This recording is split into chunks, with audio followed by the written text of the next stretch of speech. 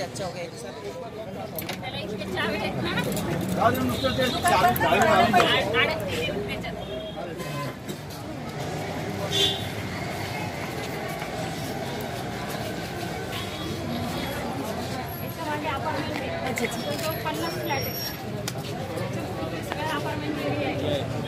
बाजूला शाळा आहे सगळ्या फॅमिली आणि आम्ही किती वर्ष झाले दुपारी किती वर्षापासून सहन करतोय।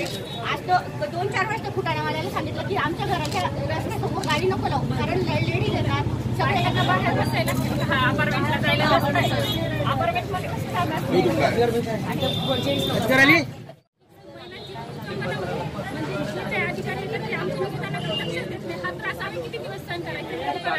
बंधन झालं पाहिजे नाहीतर आम्ही पूर्ण आंदोलन करणार आहोत सर्व महिलांचे। कीर्ती महेंद्र शिंदे नगरसेविका नागेश्वर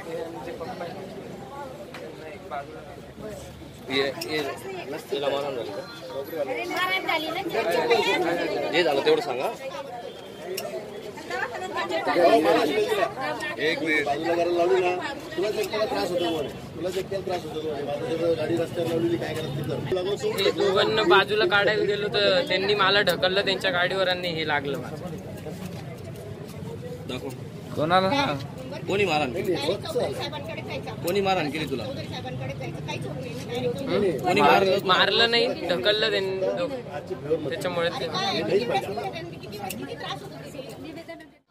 हे काय पोरं आहे हो 65 वर्षाची बाईच्या नावावर दुकान आहे 65 बाईच्या वर्षाच्या नावावर दुकानाला एवढे पैसे लागतात का जागायला सरळ सरळ विषय त्रास होतो त्रास आहे पण आपण भेटून किंवा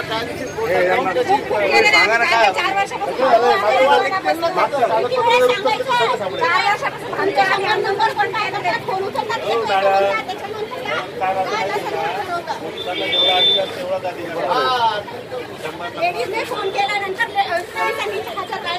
गाडी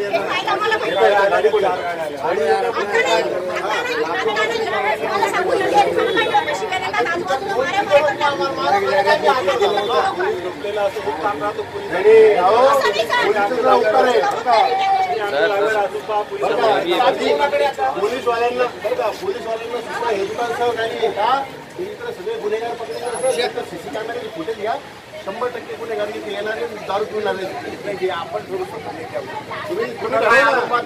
काय नाही आपण स्वतः बोलू शकत नाही आता बिअरबार आहे बिअरबार ठीक आहे ना आता ते आम्ही काय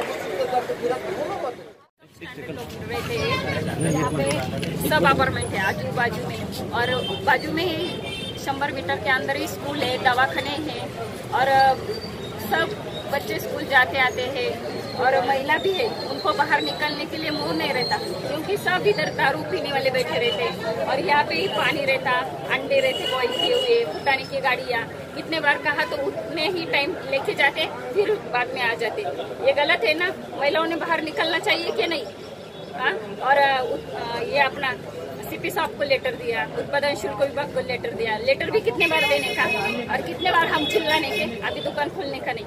अगर आपके इस कार्रवाई के बाद भी अगर ये ऐसा ही होता रहा तो आगे क्या करेंगे? नहीं हम ये इधर ही बैठेंगे ना दुकान खोलने नहीं देंगे। आमचा खडकेश्वर एरिया दुकान हे दुकान यायच्या अगोदर इतका सुंदर आणि व्यवस्थित होता लेडीज वगैरे सगळं फिरणं बसणं उठणं चालायचं हो पण आता कालांतराने जसं दुकान चालू झालंय तेव्हापासून आम्हाला बाहेर फिरता येत नाही लेडीजला घरात जाण्या येण्याची सुद्धा त्रास होतो बाहेर हातगाड्या वगैरे लावून जे हातगाडीच्या आजूबाजूला खरेदी करणारे लोक जे आहे ते दारू पिणारे त्यांच्या बायांकडे बघण्याच्या नजरा वगैरे ते बघून कोणालाही राग येईल अशी दृष्टीने ते बघायची नजर असते कधीही भांडणं होता काही पोलीस स्टेशनला गेलं तरी पोलीस केस जरी केली तरी येता ते वॉर्निंग देता बंद ठेवता 2-1 तास बंद असतं परत चालू होतं रात्री 12-11 वाजेपर्यंत दारूचा व्यवसाय यांचा चालू असतो नागरिक कुठे कुठे ऍप्लिकेशन दिले होते विभागीय आयुक्त कार्यालयापासून कलेक्टर ऑफिसपर्यंत, CP ऑफिसपर्यंत, विभागीय परत तुमचं ते उत्पादन शुल्क ऑफिसला सुद्धा निवेदन दिलं होतं. मतदानाच्या प्रक्रियेपर्यंत प्रक्रिया येऊन पोहोचली होती. आमच्या नगरसेविका कीर्ती महेंद्र शिंदे यांनी पूर्ण प्रक्रिया राबवली होती, पण कुठं काय घोडे आडलं ते कोणाला नंतर पत्र व्यवहार पण नाही, काही कळालं पण नाही. दुकान बंद करण्यासाठी कोणी कोणी प्रयत्न केले? महेंद्र शिंदे त्याच्या अगोदर आम्ही केलेला प्रयत्न, जेव्हा दुकान नवीन आलं, हे जालना रोडवर स्थायिक झालेलं होतं दुकान, नंतर यांनी भाडेतत्वावर चालू केलं. सगळे फसाफसी, सोनाराचं दुकान चालू होतंय म्हणून सांगितलं आणि दारूचं दुकान चालू केलं. अगोदर नंबर 1 ज्यांनी दुकान विकलं तो डॉक्टर पिंपळनेरकर, तो आय स्पेशलिस्ट होता. त्यांनी सांगितलं होतं का बाबा हे किराणा दुकानदाराला विकलंय वगैरे वगैरे असं बोलला, तो किरायाने दिलं म्हणून सांगितलं, आणि नंतर हळूच त्यांनी दारूचं दुकान चालू केलं. आज दारूच्या दुकानाला बोर्ड सुद्धा नाही, तरी त्यांच्या 8-8:30 वाजेपासून गर्दी लाईन लागलेली आहे. मागणी काय तुमची आता?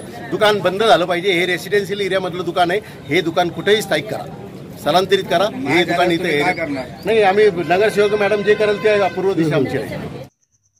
रोज नई खबरों को देखने के लिए हमारे औरंगाबाद समाचार चैनल को सब्सक्राइब कीजिए और नोटिफिकेशन पाने के लिए हमारे बेल आइकन को दबाइए ताकि हर खबर की नोटिफिकेशन आपको मिलती रहे।